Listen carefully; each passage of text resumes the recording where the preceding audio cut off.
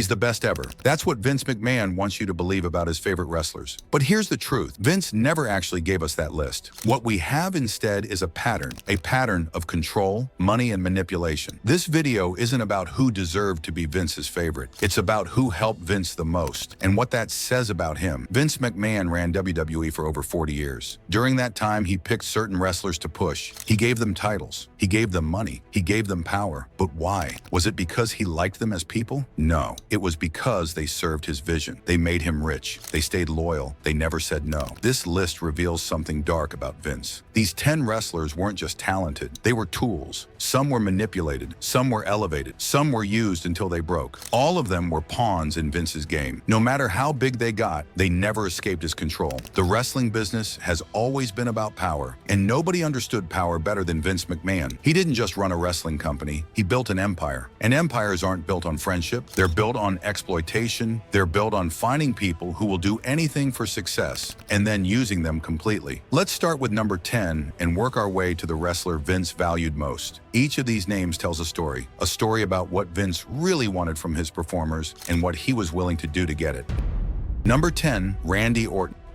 Randy Orton spent nearly 20 years in WWE. He was a main event player for most of that time. Vince kept him high on the card no matter what happened. Even when Randy got suspended, Vince brought him right back to the top. Why? Because Randy was safe. He was reliable. He came from wrestling royalty. His grandfather and father were wrestlers. Vince loved that lineage. Randy never rocked the boat. He did what he was told. He didn't complain. He didn't leave for other companies. He stayed put and executed Vince's creative demands across multiple eras. That's what Vince wanted. A homegrown talent who would never betray him. But think about what that means. Randy was protected not because he was the best. He was protected because he was stable. Vince didn't have to worry about Randy asking for more creative freedom. He didn't have to worry about Randy becoming bigger than the company. Randy was the perfect corporate soldier. Quiet, consistent, controlled. Randy's career shows Vince's preference for predictability. Vince hated surprises. He hated wrestlers who challenged him. He hated people who thought for themselves. Randy Orton never gave him those problems.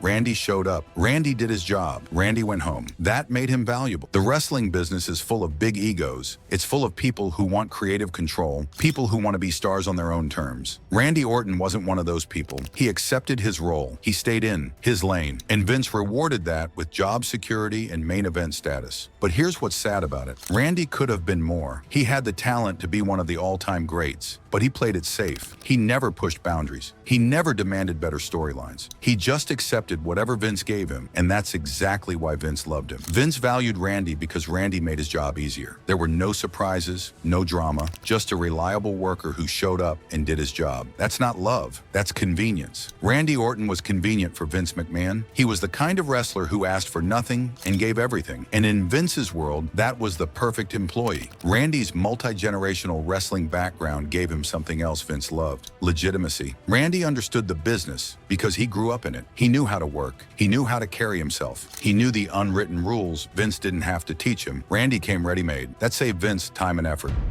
Number 9, Daniel Bryan.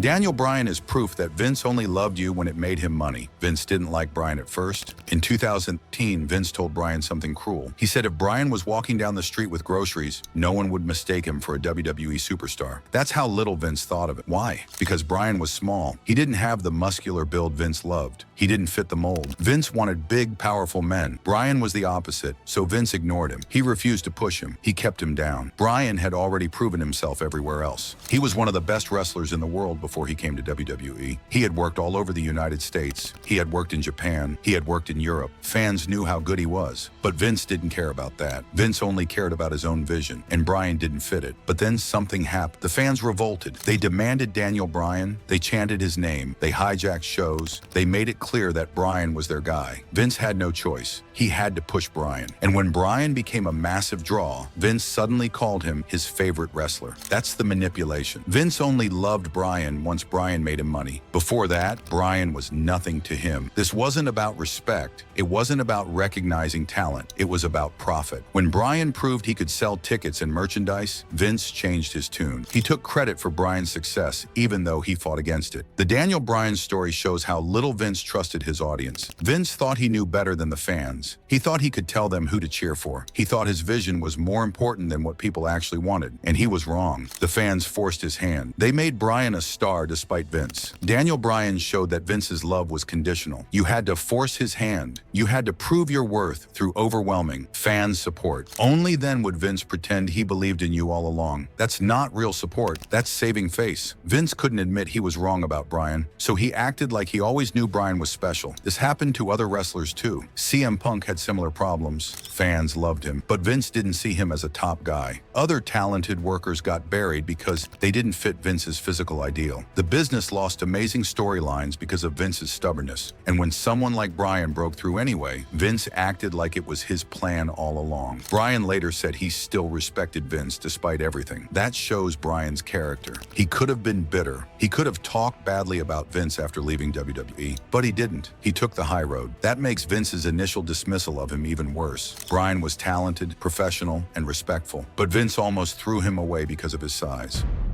Number 8. Shawn Michaels.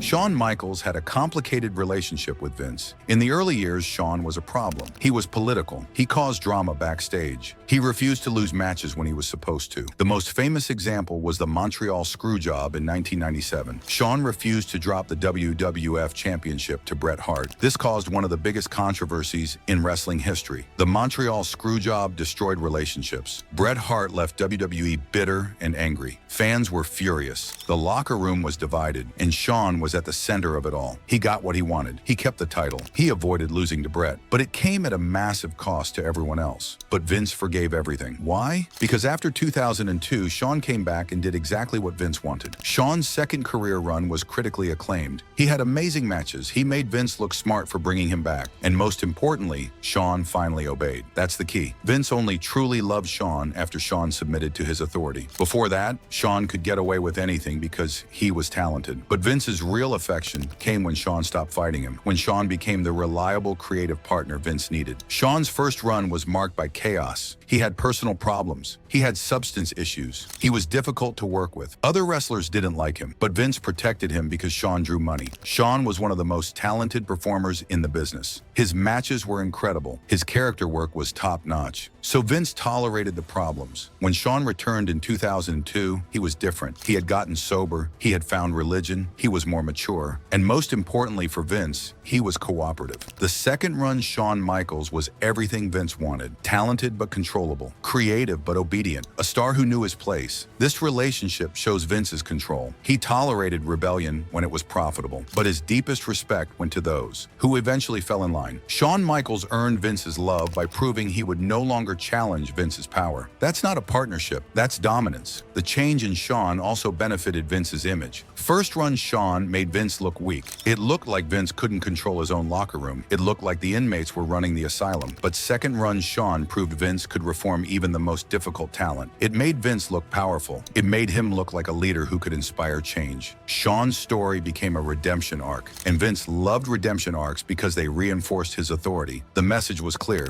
Rebel all you want. Eventually you'll submit. Eventually you'll realize Vince was right all along. And when you do, Vince will welcome you back and give you everything you want. Number 7. Roman Reigns.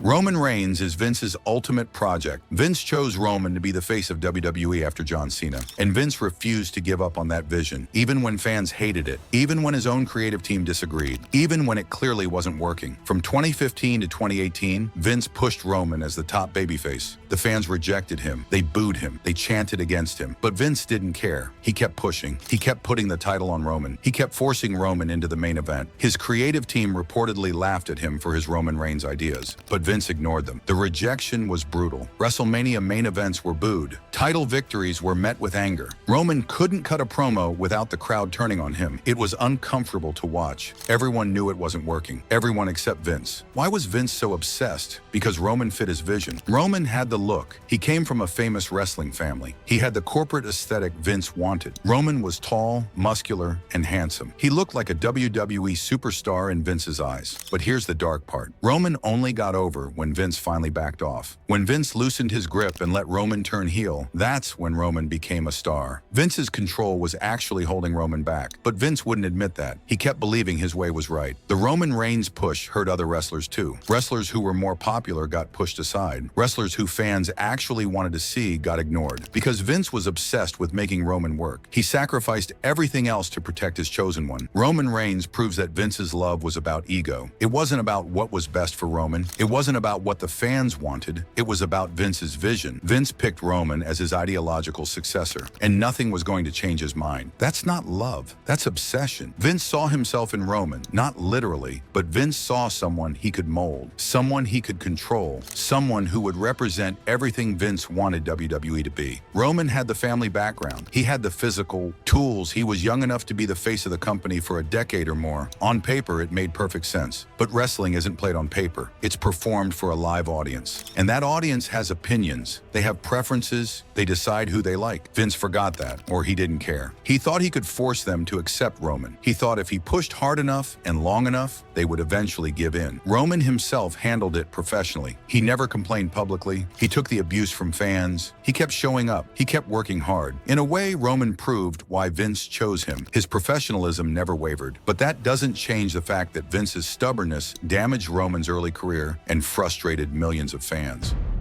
Number 6, Brock Lesnar.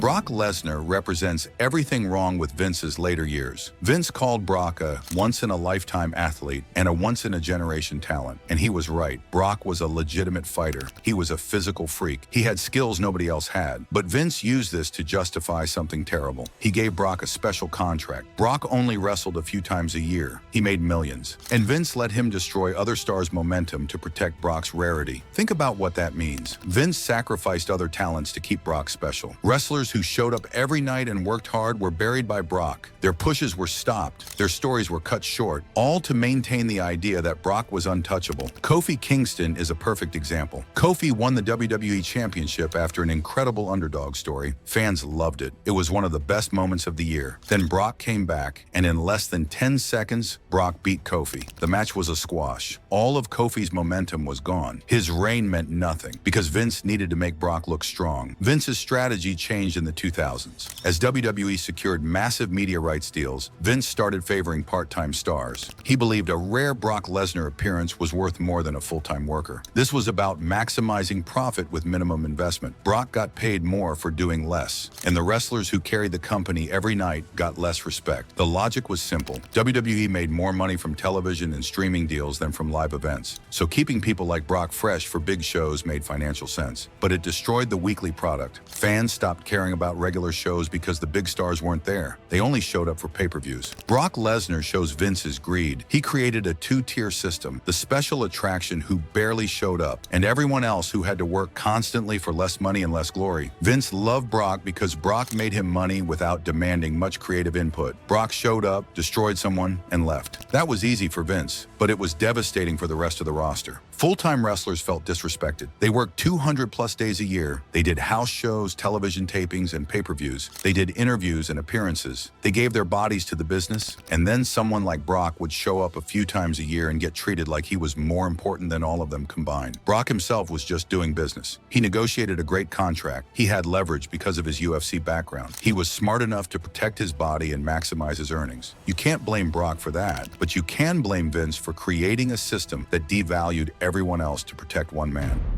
Number 5, The Rock. The Rock and Vince had what they called an incredibly fruitful relationship. It was built on mutual ambition. The Rock was a massive star in WWE. He main evented WrestleMania multiple times. He was one of the biggest draws in company history. But then The Rock wanted to leave for Hollywood. And here's where Vince's true nature shows. Vince helped The Rock transition to movies. He actively supported Rock's crossover career. He figured out what's next with Rock. They became strategic partners. Why did Vince do this? Because The Rock's success in Hollywood made WWE look legitimate, it brought prestige to the company. When The Rock became a global movie star, it reflected well on Vince. So Vince supported it. The Rock's movie career proved that WWE could create mainstream stars. It proved that WWE wasn't just wrestling, it was entertainment. It was a platform that could launch people to bigger things. That was valuable to Vince. It helped him position WWE as more than a wrestling company. But here's the manipulation. When other wrestlers tried to leave, Vince buried them. When other wrestlers wanted opportunities outside WWE, Vince punished them. He held them to their contracts. He made their lives difficult, but not The Rock, because The Rock's success helped Vince. Batista wanted to do movies. Vince made it difficult. CM Punk wanted to try other things. Vince resented it. Countless other wrestlers wanted opportunities outside WWE, and Vince either blocked them or made them feel guilty for wanting more. But The Rock got full support because his success benefited Vince. This shows Vince's selective generosity. He only helped you if it benefited him. The Rock brought international legitimacy to WWE. That was valuable. So Vince played nice. But if you wanted to leave and it didn't help Vince, you were the enemy. That's not friendship. That's calculated business. The Rock also maintained his relationship with WWE. He came back for big shows. He promoted WWE when he was on talk shows. He never said anything negative about the company. That was smart, but it was also necessary. Because if The Rock had burned bridges, Vince would have turned on him too. The message was clear. You can leave WWE and do other things, but only if Vince approves. Only if it helps WWE. Only if you remain loyal and grateful. The Rock understood that. He played the game perfectly. He got his Hollywood career and maintained his WWE legacy, but he did it on Vince's terms. Number 4, John Cena.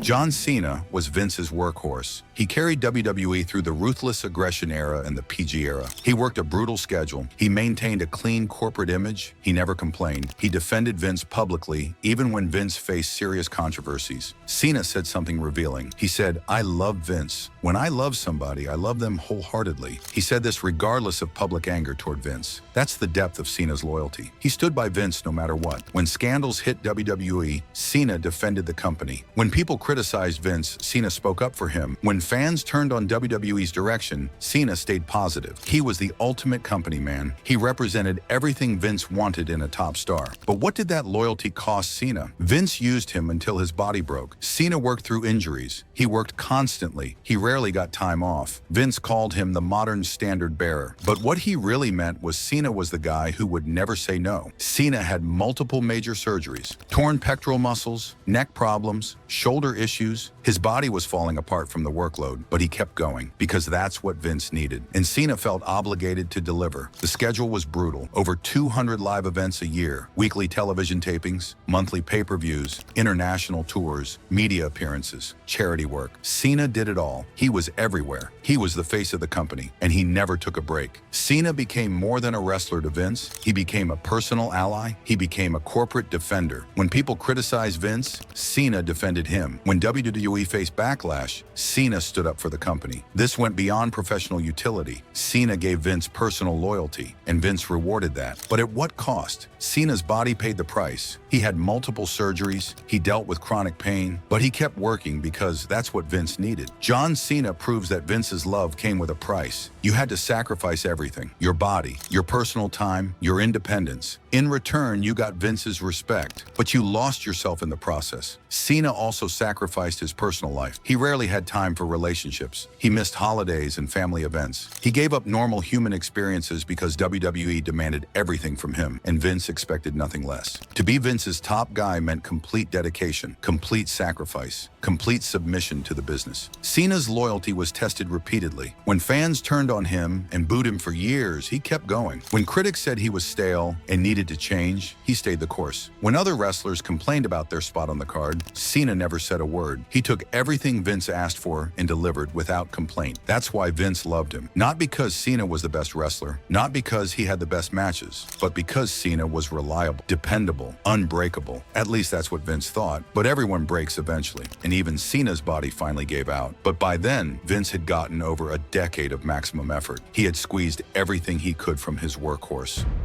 Number 3, The Undertaker.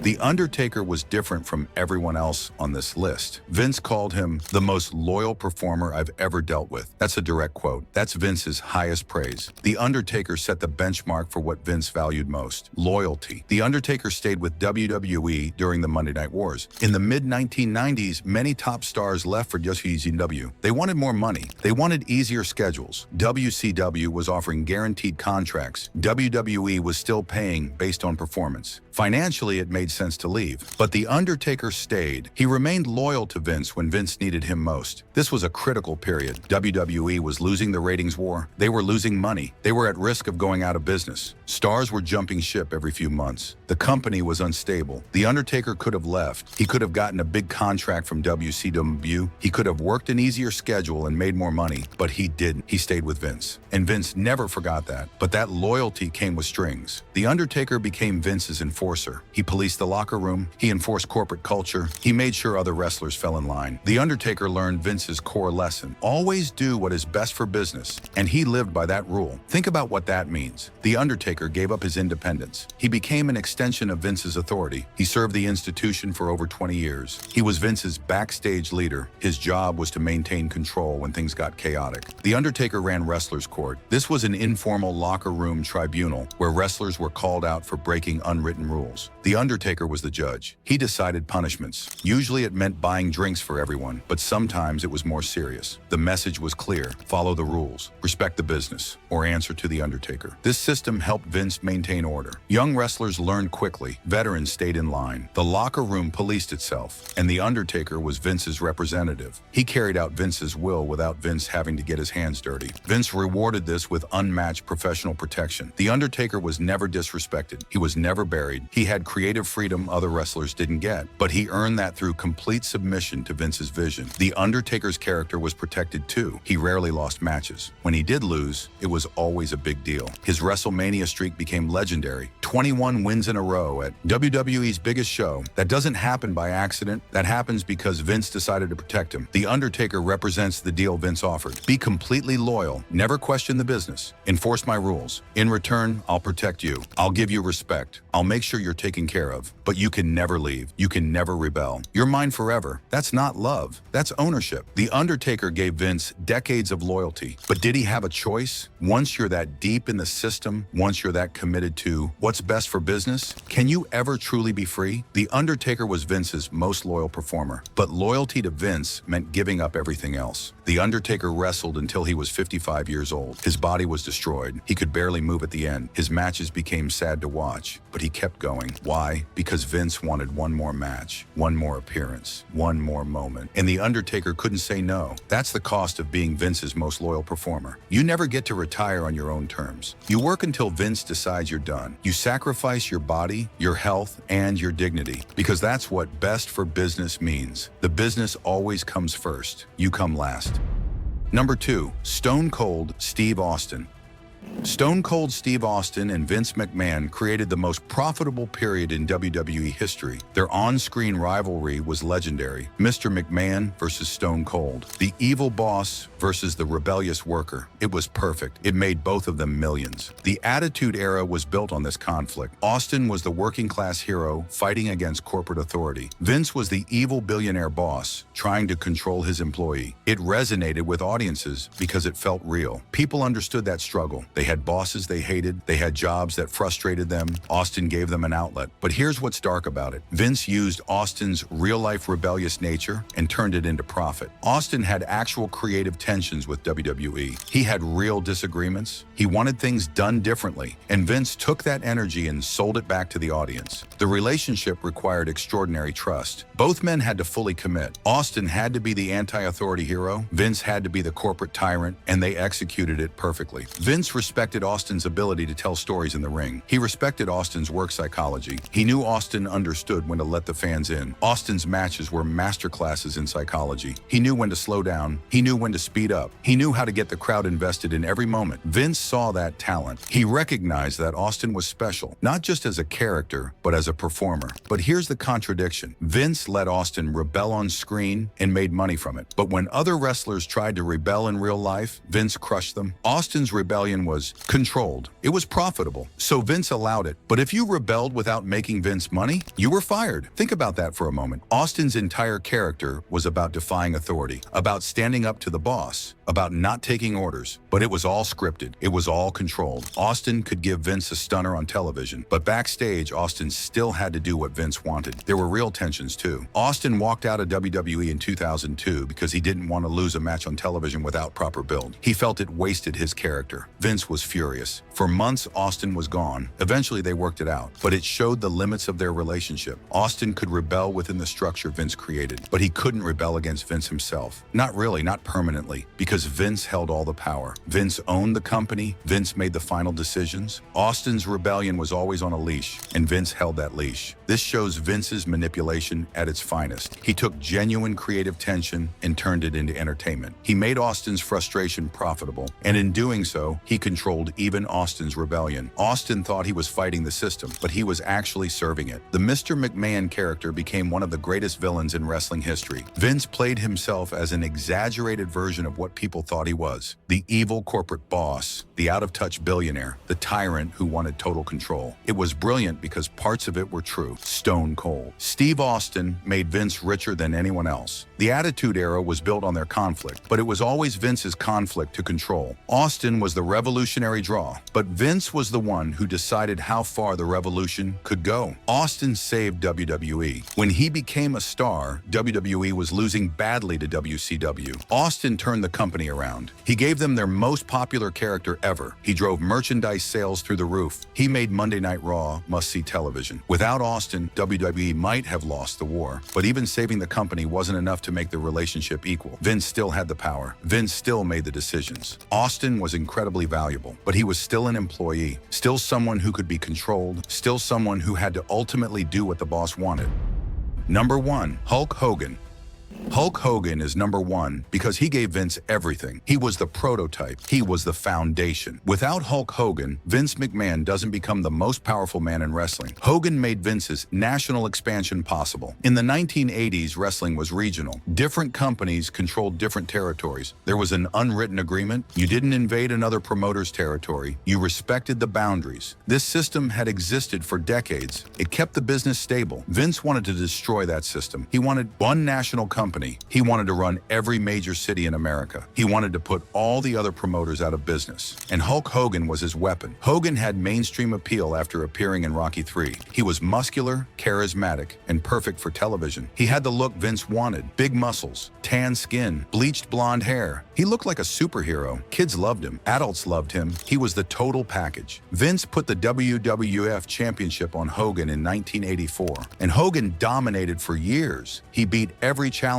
He main evented every big show. He became the biggest star in wrestling history, and Vince used that star power to expand nationally. Vince took WWF programming and sold it to television stations across the country. He ran live events in cities that belonged to other promoters. He stole their top stars by offering more money. He broke every unwritten rule in the business, and he got away with it because Hulk Hogan was so popular. Other promoters couldn't compete. Their local stars couldn't match Hogan's mainstream appeal. Their television production wasn't as polished. Their live events couldn't match WWF's spectacle. One by one, the territories collapsed, and Vince took over. Hogan was the mass market tool Vince needed. He brought in casual fans. He brought in kids. He brought in sponsors. Hogan made wrestling acceptable to mainstream America, and Vince used that to crush his competition. He expanded WWF nationally while other territories died. But here's what's dark about it. Vince rode Hogan's fame for everything it was worth, and when Hogan had scandals, Vince distanced himself. When Hogan's utility faded, Vince moved on. Their relationship was always transactional. Hogan helped Vince for years, but when Hogan made mistakes, Vince cut him off. When Hogan's controversies hurt the WWE brand, Vince erased him from history. Literally, WWE removed Hogan from their website. They stopped selling his merchandise. They acted like he never existed. Eventually, Vince brought Hogan back because Hogan still had value. Hogan could still draw nostalgia. He could still make Vince money, so Vince forgave him. But it proved the relationship relationship was always about business, never about friendship, never about loyalty, always about money. Hogan gave Vince the foundation for everything that came after. Without Hogan, there's no national expansion. Without national expansion, there's no Monday Night Wars. Without the Monday Night Wars, there's no Attitude Era. Without the Attitude Era, there's no modern WWE. Hulk Hogan started it all, and Vince used him perfectly. This is why Hogan is number one. He represents everything about Vince's approach to talent. Use them completely, extract every bit of value, make them the face of your empire, but never forget who's really in control. Never forget who owns the empire. Hogan was the biggest star in wrestling history at that time. He main evented the first 9 WrestleManias. He sold out arenas. Everywhere, he made Vince a millionaire and then a billionaire. But at the end of the day, he was still just a wrestler, and Vince was still the boss. The pattern is now clear. Vince McMahon didn't love working with these wrestlers in any human sense. He loved what they did for him. He loved their loyalty. He loved their drawing power. He loved their willingness to serve his vision without question. Some of these wrestlers were manipulated. Daniel Bryan was dismissed until fans forced Vince's hand. He was told he didn't look like a star. He was held back from main events. Only overwhelming public demand made Vince change course. And even then, Vince acted like it was his idea all along. Some were elevated. The Rock was supported because his Hollywood success helped WWE. Vince saw value in having a crossover star. He helped The Rock's career because it made WWE look legitimate. But other wrestlers who wanted similar opportunities were blocked because their success wouldn't benefit Vince the same way. Some were used until they broke. John Cena worked a punishing schedule that destroyed his body. He had surgery after surgery. He worked through injuries. He sacrificed his personal life, all because Vince needed him to be the face of the company, and Cena was too loyal to say no. All of them were pawns, even the biggest stars, even Stone Cold, even Hulk Hogan. They all served Vince's empire. They all made him rich. They all gave him power, and in return, some got respect, some got money, some got protection, but none of them escaped his control. This list says more about Vince McMahon than it says about these wrestlers. It reveals his priorities: loyalty over creativity, profit over humanity, control over freedom. Vince built an empire, but he built it on the backs of people who had no choice but to serve him. The wrestlers on this list are legends. They're some of the greatest performers in wrestling history. They deserve respect for their talent and their work, but their relationship with Vince McMahon was never equal. It was never fair. It was always about what they could do for him. Vince saw wrestlers as assets, as investments, as tools to build his company. He didn't see them as people with dreams and goals and lives outside of wrestling. He saw them as means to an end, and that end was always more money, more power, more control. The wrestling business is brutal. It chews people up and spits them out. Bodies break down, relationships fail, addiction and mental health issues are common. Many wrestlers die young, and Vince McMahon was at the center of it all for 4 decades. He created the system that demanded everything from his performers. He set the schedule. He decided who got pushed and who got buried. He controlled their careers and often their lives, and he did it all in the name of business. This was never about who Vince liked. It was about who made him rich, who never said no, who let him play God. That's the truth behind Vince. McMahon's favorite wrestlers, they weren't favorites, they were assets. And Vince McMahon was always the one who decided their value. These 10 wrestlers represent different things to Vince. Hulk Hogan was the foundation, the building block that made everything possible. Stone Cold was the savior who rescued the company from near death. The Undertaker was the loyal soldier who never wavered. John Cena was the workhorse who carried the company for over a decade. The Rock was the crossover star who brought mainstream legitimacy. Brock Lesnar was the special attraction who proved scarcity could be more valuable than availability. Roman Reigns was the chosen successor who proved Vince would push his vision regardless of fan reaction. Shawn Michaels was the reform rebel who showed that eventually everyone submits. Daniel Bryan was the anomaly who forced Vince to acknowledge he didn't always know best. And Randy Orton was the safe choice, the reliable, predictable, controllable corporate soldier who made Vince's job easier. Together, they tell the story of Vince McMahon's empire, an empire built on talent and exploitation, on opportunity and manipulation, on dreams and broken bodies. These wrestlers achieved incredible success. They became famous. They made money. Some of them became cultural icons, but they all paid a price. They all sacrificed for Vince's vision. They all gave more than they should have, and Vince took everything they offered and asked for more. If this side of the business surprised you, drop a comment below. Let me know which wrestler's story shocked you most. Was it Daniel Bryan being dismissed because of his size? Was it John Cena's body breaking down from overwork? Was it The Undertaker becoming Vince's enforcer? Let me know what you think, and hit that subscribe button for more deep dives into wrestling's untold truths, because there's always more to the story than what you see on screen. The real story happens backstage. backstage, in contract negotiations, in creative meetings, in the moments when wrestlers decide whether to stand up for themselves or do what the boss wants. The real story is about power. Who has it, who uses it, and who suffers because of it. Vince McMahon had all the power for over 40 years, and these 10 wrestlers learned what that meant. Some thrived anyway, some survived, and some are still dealing with the consequences today. That's the real list of Vince McMahon's favorite wrestlers. Not the men he liked, but the men he used, the men he controlled, the men who built his empire while sacrificing themselves. Remember their names, remember their stories, and remember the price they paid for Vince McMahon's success.